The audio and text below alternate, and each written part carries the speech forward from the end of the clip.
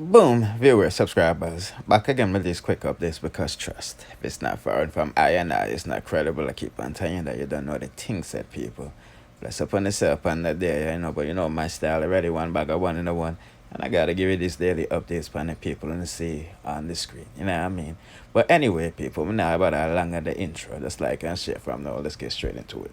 Okay, people, it seems like Spice is reminiscing on her emancipated situations, you see me I say, because you know, said dancer Queen Spice was in Guyana the other night shelling it down as she has been doing for the last 20 years, people. That's a major accomplishment for a black, dark-skinned woman in the business. Because we don't know how the colorism thing set, you know what I mean? So it's a major accomplishment. And she fulfill herself for still there and to be on top. You know what I mean? Because this is a genre that is very competitive, especially against dark-skinned people. But put that to the side, people. You know, sir, with all them success comes man stress. Yes. Dancehall Queen Spice was spotted the other day on a date with the Rasta man, and the people them must say, boy, oh boy. After the girl come out on TV and said she not miss the boy, and you know, him too controlling and people can have him if they want, and I just money share deal with, you see me, I say, Jah know. People them not easy, you know, but for people, I think the reason why she's saying this because you know, say, she and the Rasta man they there the BET Awards weekend were there, as you can see, J Bud, Media and his whole team did not do them thing. You see me, I say, and you don't know the thing said, people. She posted this up in her story, and she yeah, it's just a repost, but we can read between the lines. She said, you know what's the hardest thing for a woman? It isn't losing him, it's forgiving herself for falling in love with and his potential, knowing damn well she saw the warning signs and his inconsistency. Cause you don't know the things that J Bud was a street boy, you know. You know what I mean, man put in work in the street and did some time in the pen, and you know he's making his life all over again. But him still have the gallus ways, you see, man, and you know he's been spotted with over 13 females since being in a relationship with Spice, whether it's real or not. We're just following the storyline, people. Put in the comment section what you think about what Spice had to say, and you think it's directed towards Rastaman. Because we know the only man we see Spice affection with was her baby father, you feel what I'm saying? I don't know if any other men that she had open relationships, you know, but from what I can recall, just her baby father Nicholas and the Rastaman, you see me? I don't know about MC Nuffy and, you know, the down in a poor more, whatever. But anyway, people, just giving them update what I go on from what I go on. Let's proceed. Now, dancer King Beenie Man is reminiscing on the past. He just did an interview with Ramona Samrose, and he confessed that Bounty Killer is the one that instigated the war with him. Yes, and that war made him beginning to sing gunman tunes because he was never about that life, musically speaking, because he lived so much violence growing up in the ghetto, you know what I mean? So I'm only wanted to sing about girls, you feel me? But I was born to killer who said him wanted to kill Beenie Man when him did their dance. Yes, Beenie Man say him here, said born to killer did want to kill him, and him say who name so, and him send him a cassette tape, and boom, he went to see you, and the rest was history. He met Miss Ivory, and them say if I clash, no fist, and things not true. You know what I mean? Boy, oh boy, people, this is so conveniently done in a time when Bounty Killer is looking like a bad guy in a dance hall. Yes. Yes, everybody in the moment is going after Bounty Killer because he skipped Merciless funeral, even though Beenie Man skipped it as well. But the heat is on Bounty Killer for some reason. You see me, I say more than one. You know what I mean? And nobody now hear about Beenie Man in the opera. You feel me? So it look like Beenie Man is still distancing himself from the drama because you know, say, him not trust Bounty Killer. But speaking about Bounty Killer, there's one man in particular that is coming to his defense. And that is Ninja Man. Now, I know you probably heard the audio that was put out by the gold teeth, front teeth, pan teeth, and teeth, and teeth. But we're going to play it again, yes, sir, for one of you here who didn't hear. And if you heard, put in the comment section what you think about Ninja Man was saying, because a lot of people saying that he was exposing Bounty Killer and things, but it seems like he was defending Bounty Killer not going. Now Ninja Man said some things in the audio that one can put in the comment section, one can, differentiate from it, but he might put for in peace out there. So enough of me talking, let's listen to what he has to say and then we'll proceed.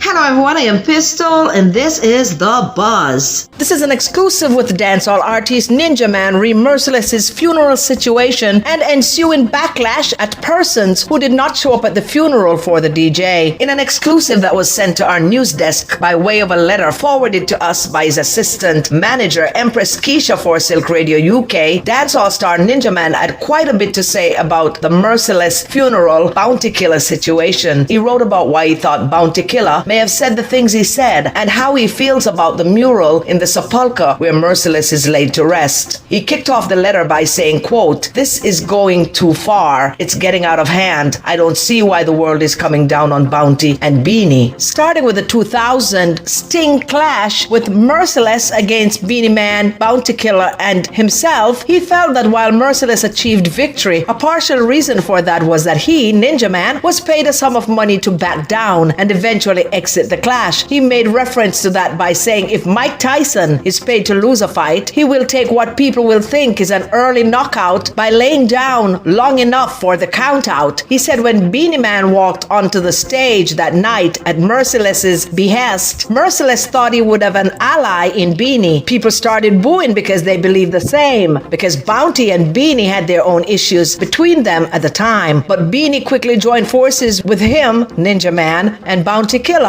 He said Merciless realized he was alone in the clash. This was how he explained his part in that clash. He said he was not wearing his warring suit that night, so in his mind, Merciless won by default. He said, quote, "I had no problem with that. It was his time to shine." He said, however, that was the shortest lived championship. He said anyone who did not go to Merciless's funeral, including Beenie Man and Bounty, owes no one an explanation for their absence. He went on to say that no one questioned the people who did not show up for the funeral of Dennis Brown, John Holt, Gregory Isaacs, and the countless others who passed on, and they were the ones who were instrumental in building reggae. So his question for the people complaining about Beanie's and Bounty's absence, can they post a picture of themselves at the funeral? Why was it so important for those two people in particular to be there? Do they think it was right for the paintings of the two artists' face, along with his, Ninja Man's face, to be inside the sepulchre where the dead resides? Ninja Man said the first person to jump out about their absence was Tony Matterhorn, yet he was a no-show himself. Then came Ricky Trooper, who happened to have been there only because he was paid to play. The Don Goggin said that Trooper did not go there voluntarily. He went because he was paid to be there. He mentioned that people were incensed about Olivia Babs-Grange and other government officials not showing up for the funeral. He asked yet again, does anyone know if she or others were even invited to the funeral? Did anyone reach out to them to ask for their participation? Did Babs-Grange give anyone a word that she would be there? He said if they cannot answer yes to all of the above questions, then they should stop talking about her absence. Ninja Man said when his mother passed away, only one artist and one MC showed up to support him, and they were Carlene Davis and her husband, Tommy Cowan. Yet he was not mad at anyone because he did not feel that they owed him that. He further stated that the mural, which includes a painting of their faces in the sepulchre, represents witchcraft. This, he said, was what he thought kept Bounty Killer and Beenie Man away. He believes it was disrespectful and borders on conjuration. He further stated that if he was out and about, he would have gone to the funeral, but before going to the funeral, he would have gone to see Merciless's mother, Mama Eckel, and have a conversation with her about why the mural does not belong in that space. He said it would have been fine with him if they had even put the mural on the gate of Merciless's home, since it was indeed the highlight of his career. He went on to say he had representatives who visited Mama Eckel to show respect and extend condolences to the family before the funeral, and that was when he learned of the mural. Does Bounty have a right to be upset? Ninja Man said yes, he does. It is very disrespectful what they did. However, he believes Bounty has no right to talk the way he does about what killed Merciless. He said Bounty should not be saying that the DJ died of an overdose because he's not a doctor and he did not do an autopsy on him. He also stated that when Bounty said that Merciless showed him no respect and did not give him his flowers, that's a lie, because Merciless forever sings Bounty's praise. He said everyone know that Merciless was always speaking highly of Bounty Killer, that Bounty was his DJ and that he's a general and a great artist, and he would say it every chance he gets. He would even go as far as to say that Bounty is his daddy. Ninja Man said Merciless idolized Bounty, and that was the reason he acted and sounded like him, and that he sees it as a sign of respect and straight flattery. So for Bounty to speak of him the way he did was foul. He said in the business, newcomers always come in sounding like the people they admire and love most, wanting to be just like them, and most artists would welcome them without feeling that they're trying to steal their shine. It's just a show of admiration. About Merciless's career going downhill, the gun-panteed artist said that no other artist was the cause of his demise. He said that the people who were responsible for Merciless's career going down the drain were the producers who refused to produce him, the disc jockeys, selectors, and soundmen who made the decision not to play songs, and the fans who chose to abandon him because he was no longer up. He said it's one of the downside to any artist career, and the fans who only want to be there when the going is good. That was part of what the burden for the DJ must have been, because then he must have felt he had no one to turn to.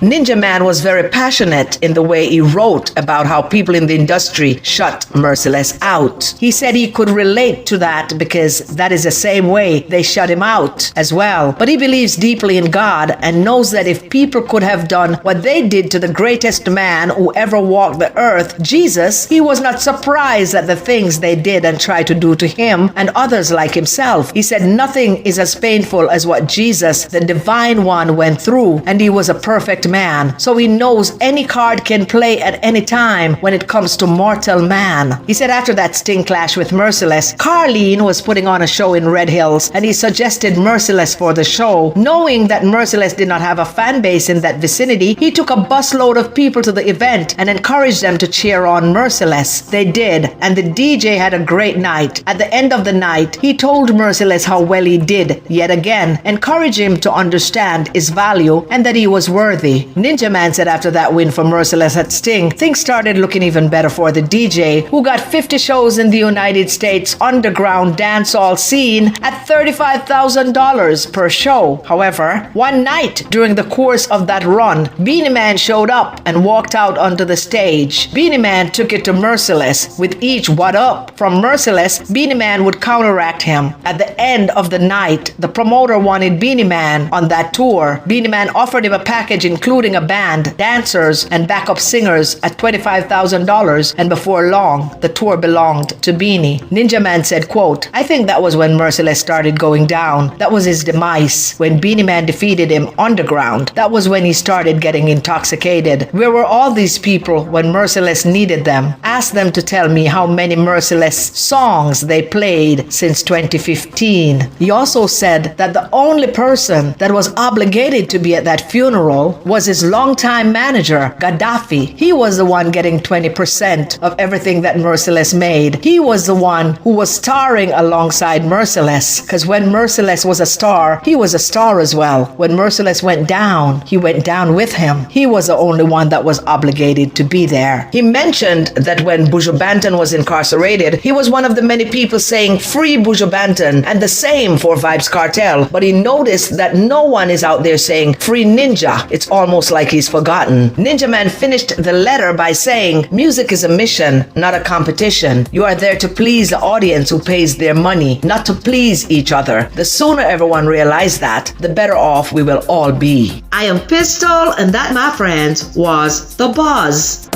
Now, dancehall empress ex-boyfriend Rich Maserati has reached back home wherever he lives after being in Sacramento for a short time, and we have seen what transpired. This is man say, Maria dragged the issue out of him and him wife, you see it, and Chano, I'm not gonna lie. Rich, you escaped with your life. You should count this as a blessing.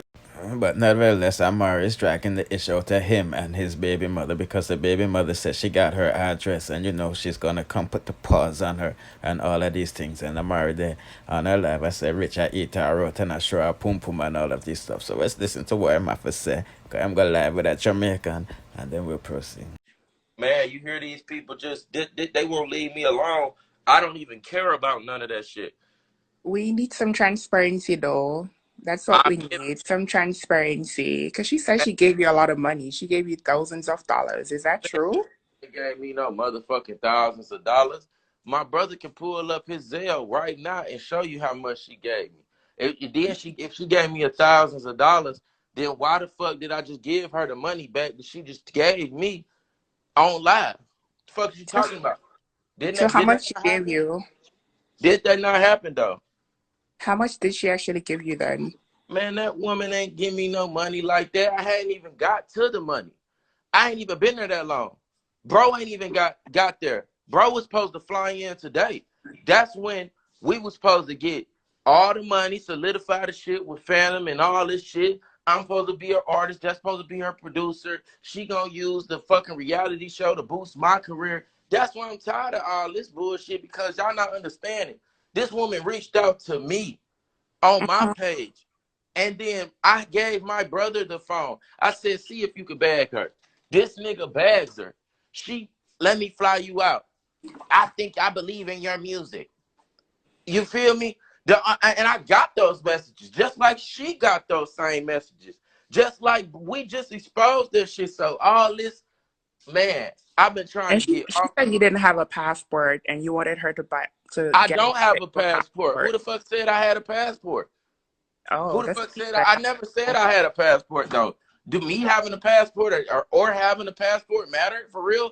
Yeah, you said you were you're a rapper and let me say this. If you don't have a passport, you can't travel. So right. So my thing is nobody ever came into the game saying like, oh, I'm Rich Maserati. I'm never. This motherfucker brought me to the spotlight. So while everybody questioning me, you should be questioning her. Second off, I don't have a passport yet. So she wanted me to go and travel with her to Africa. How comes you she said you're 40 and you don't have a passport? I'm 40? How the fuck am I 40? You know I'm not 40. You just said I'm not 40. Why are you being messy? No, because she said that. She said that but you being messy now. Now you being messy now. Now you being messy. Because you know I'm not 40. So you know I'm not 40 though. Come on now. Let's just be real. So why ask me that silly question? Y'all see what I'm saying right here? Why y'all play? The only reason I went one way because she picked it. She said if I flew straight through or this, it would be expensive. Maybe I should have had a red flag on that, but I figured she had money. She would fly me back whenever I wanted to. The way she was just trying to splurge money, but it's details to, I guess, however she get her money.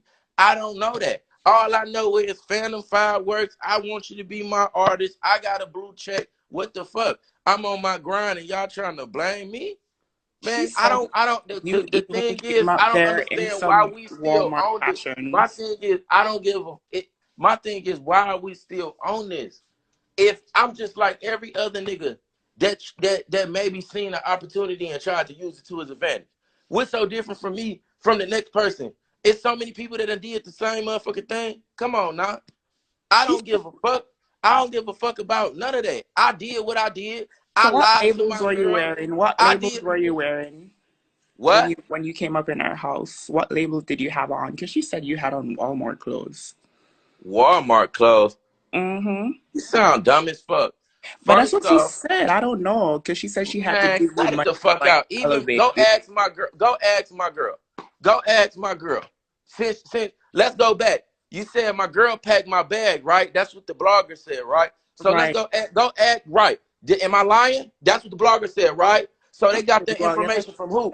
Right. So I ain't even gonna answer that. I'm gonna let y'all go ask my girl, did she pack my bag? And what's in there? What the fuck you sound like? Go look on my page. Do it look like I wear Walmart clothes? Y'all sound stupid in the bitch. One thing for sure, we know that there wasn't a toothbrush in the bag because she said she had to go to Walmart late at night to get you one. She had to go to Walmart to get me a toothbrush. One thing for two and two things for sure, she did not have to go to Walmart to get me a toothbrush because my toothbrush is right here in this bag right here. This old ass toothbrush. I've been there for 4 days and the Colgate is scrubbed off of it. Fuck out of here. Shut y'all dumb ass up. Shut y'all dumb ass up.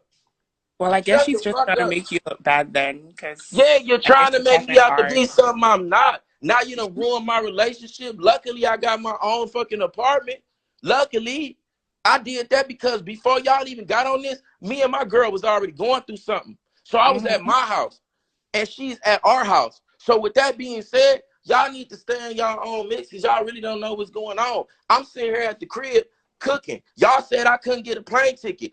I didn't fly no Spirit. I didn't fly none of that. I flew American, baby. Amari flew me out with Spirit. She broke as fuck. Fuck out of here. I flew American myself. You didn't buy that ticket, baby. Stop playing. Whoa. I could Oh, have you flew bought the myself. ticket? You bought I the could ticket? have flew myself. I didn't need y'all on the. Yeah, I will put the link in the comment section or you'll see it at the end of this video for the full video.